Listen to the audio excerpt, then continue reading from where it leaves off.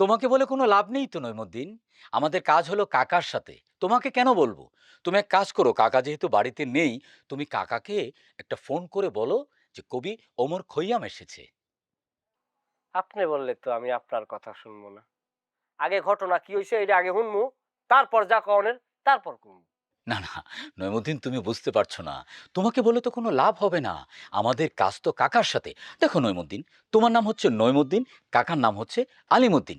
আলিমুদ্দিনের কাজ কি নইমুদ্দিনকে দিয়ে হয়? কি বলেন হাতের ভাই? জি না ভাইয়া, জি। আরে আমি প্রথম কইলাম না, আগে ঘটনা আমি শুনুম, তারপর কি ব্যবস্থা নেওয়া লাগে এটা তো আমি নেবো। এই বোকাচোদা, এই ভক্কর দেখেছি শালা কার সাথে কিরাম করে কথা করছে, কবির সাথে সে শালা শালা মারি মারো তো উস্তুজুর কথা কিসের জন্য করি কবির সাথে। বাচ্চু। ও ও আমি বাস্তব ভুলে গেছি। নইমুদ্দিন ঠিক আছে, আমরা তোমাকেই বলছি।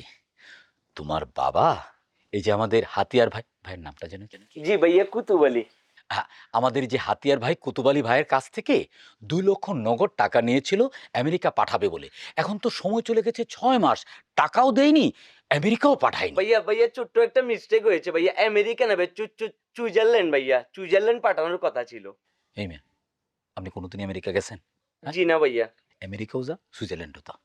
নইমুদ্দিন, এখন তুমিই বলো, এই বিষয়টাকে তুমি সমাধান করতে পারবে, নাকি কাকাকে কল করে বলবে যে কবি ওমর খৈয়াম এসেছে?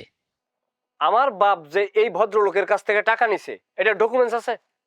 হাতিয়া ভাই, ভাইয়া আমি নিজেই তো ডকুমেন্ট ভাইয়া, আমি নিজের হাতে ভাইয়া ওনার বাবাকে 2 লক্ষ টাকা দিয়েছি ভাইয়া, আমাকে বলছে ভাইয়া 1 মাসের ভিতরে আমাকে সুইজারল্যান্ড পাঠাবে।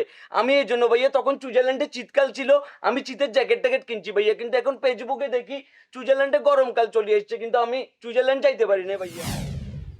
আরে সামিয়া, হঠাৎ তুমি এইখানে? আমার বাড়ি এই রাস্তায়। আমি এখানে থাকুম না তো কি চাঁদের দেশে থাকুম?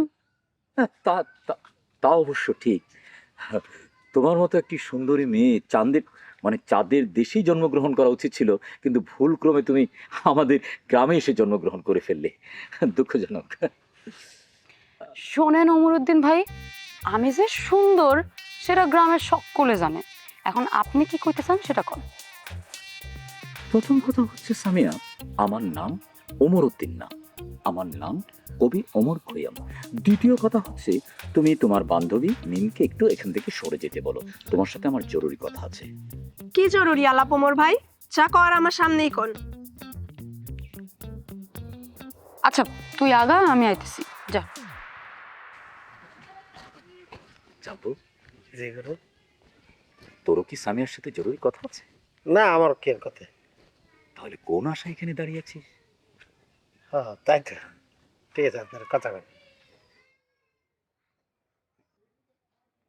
এই জাম্বো আর মিম মেয়েটার মধ্যে কোনো আর্ট কালচার ডেভেলপ করেনি, মানে কথা দেরিতে বোঝে।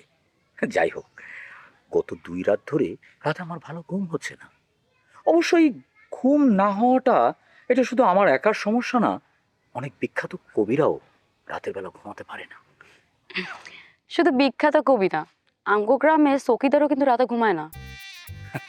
সামিয়া, তোমার সাথে কথা বলার এই এক মজা।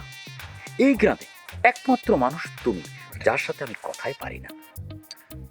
যাই হোক, একটা আশ্চর্য রকম ঘটনা ঘটেছে। গতকাল ঘুমের মধ্যে স্বপ্নে আমার মধ্যে একটা কবিতা নাজিল হয়েছে। কবিতাটা তোমাকে নিয়ে। এই না কইলেন আপনি রাতে ঘুমান নাই? না, মানে রাতে তো ঘুমাইনি, রাতে ঘুম হয় না।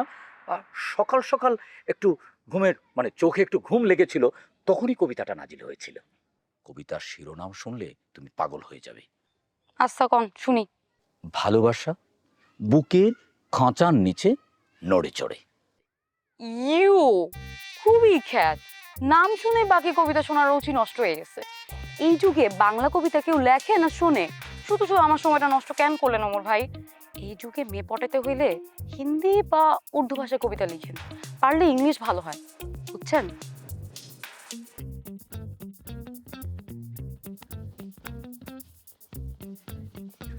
এটা কি কইলো? তো বড় সাহস! আমারে কই ক্ষেত? তোর বাপে করে জমির দালালি, তুই কবিতার কি বুঝবি? তোর বংশে কেউ আর্ট কালচার করে? তুই ক্ষেত, তোর বাপ ক্ষেত, তোর 14 গোষ্ঠী ক্ষেত, তোর যে পোলাপানা হইব ওইটি হইব ক্ষেত। এটা আপনি কি কইলেন? বিয়া তো আপনার লাগে হইব, পোলাপাইন তো এটা আপনারই হইব। আপনার পোলাপাইনকে খেতে হইব। জাম্বো, জীবনে এই প্রথম তুই তোর নিজের বুদ্ধি খাটিয়ে একটা ভালো কথা বলেছিস। আমার মন ভালো হয়ে গিয়েছে।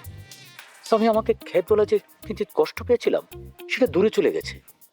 চল আমরা তাহলে সালিশির ব্যাপারটা কি দেখি। बाल बिखर के टूटा कबर पे, बाल बिखर के टूटा कबर पे, जब कोई मेहजाबिन रोती है मुझको अफसर ख्याल आता है, मौत कितनी हंसी है। বাহ, সুন্দর হয়েছে তো। যদিও আপনার উচ্চারণ খুবই জঘন্য, কিন্তু আমার লাইন দুটো ভালো লাগছে। দিয়ে না আমার লাইন দুটো, টিকটক বানাবো। তোমার ভালো লেগেছে? হ্যাঁ। তুমি নিতে চাও? হ্যাঁ, তুমি চাইলে তুমি এখনই নিতে পারো, কোনো অসুবিধা নেই। ভাইয়া আসসালামু আলাইকুম।